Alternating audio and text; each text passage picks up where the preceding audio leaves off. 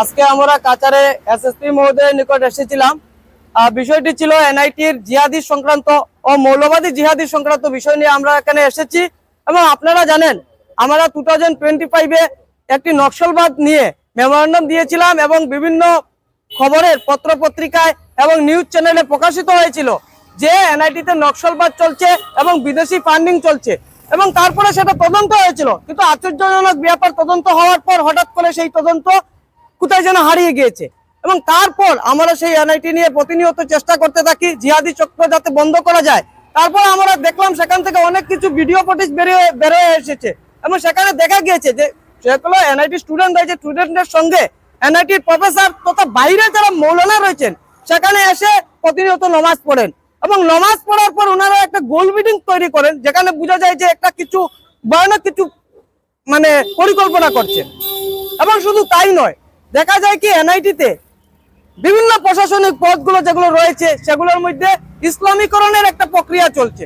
সেগুলোর মধ্যে প্রতিটি পদের মধ্যে দেখা গেছে গুরুত্বপূর্ণ যেসব পদ রয়েছে সেগুলোর মধ্যে প্রফেসররা রয়েছেন ইসলামিক চিন্তাধারাকারী এবং উনারা সবাই নমাজে এবং বিভিন্ন জিহাদি কার্যকলাপের সাথে জড়িত রয়েছেন, সেরকম আমাদের সন্দেহ রয়েছে।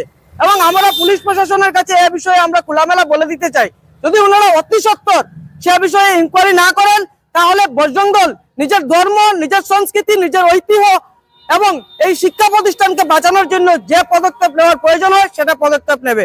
যদি এতে আজকে আমরা এসেছিলাম এই বিষয়ে আমরা অবগত করাই এসপি মহোদয়কে। আমরা একটা মেমোরেন্ডাম সহ একটা পেন ড্রাইভের মধ্যে সবগুলো ভিডিও আমরা ঢুকিয়ে দিয়েছি এবং তদন্ত করার জন্য আমরা ওনাদেরকে দিয়েছি। শুধু তাই নয়, আমরা শিক্ষামন্ত্রী হেমন্ত বিশ্ব শর্মা মহোদয়কে ডিসির মাধ্যমে আমরা আজকের দিনে একটা মেমোরেন্ডাম পত্র পাঠাবো এবং আমরা একদম ডাইরেক্টলি বলে দিতে চাই এনআইটি কর্তৃপক্ষকে এবং প্রশাসনকে, যদি সেখানে ধর্মীয় প্রতিষ্ঠান বানানো হয় তাহলে পুরোপুরি ধর্মীয় প্রতিষ্ঠান বানিয়ে নেয়। আমাদের যেসব স্টুডেন্টরা রয়েছে বা আমরা রয়েছি সর্বসাধারণের জন্য এনআইটিকে একদম পুরো ধর্মীয় প্রতিষ্ঠানের নামে খুলে দেওয়া হোক। কারণ হলো একটা শিক্ষা প্রতিষ্ঠানের মধ্যে কিভাবে ওরা নামাজ পড়তে পারে সেটা আমাদের প্রথম প্রশ্ন।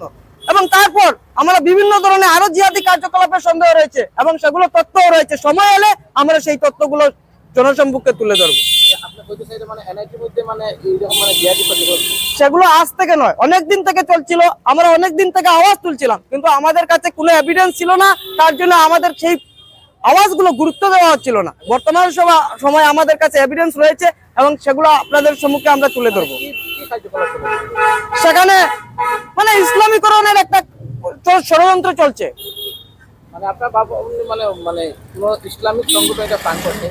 সেটা হতে পারে, কারণ কিছুদিন পূর্বে আমরা 2025-এ দেখেছি হাতে নাতে বিদেশি ফান্ডিং এর একটা ফটো আমাদের কাছে এসেছিল। আপনারাই বিভিন্ন সংবাদ মাধ্যম আপনারা এই সংবাদ প্রকাশিত করেছিলেন, তাহলে তা থেকে আমরা বোঝা যায় যে এখানে পুরো একটা বৃহত্তর ষড়যন্ত্র চলছে। এটা ইসলামিক জিহাদি প্রক্রিয়ার যেসব মেন্টালিটি মানুষের রয়েছে, হতে পারে নকশালবাদ বা অন্য কোনো সন্ত্রাসবাদী সংগঠন। হ্যাঁ, অবশ্যই সে বাইরের দেশেরই হবে।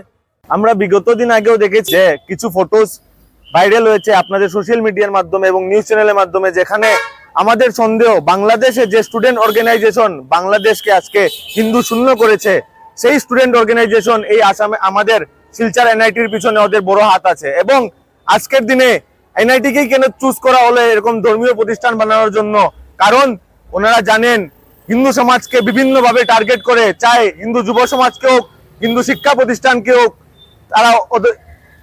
ওরা ইসলামিক মেন্টালিটিতে স্টুডেন্টদেরকে কনভার্ট করার জন্য এবং আগামী দিনে কিভাবে ভারতবর্ষকে, এবং ওরা যে বলে 7 সিস্টার নর্থ ইস্ট দখল করবে, এই নর্থ ইস্টকে দখল করতে এনআইটির স্টুডেন্টদেরকে কাজে লাগাতে এ ধরনের ওদের মেন্টালিটি।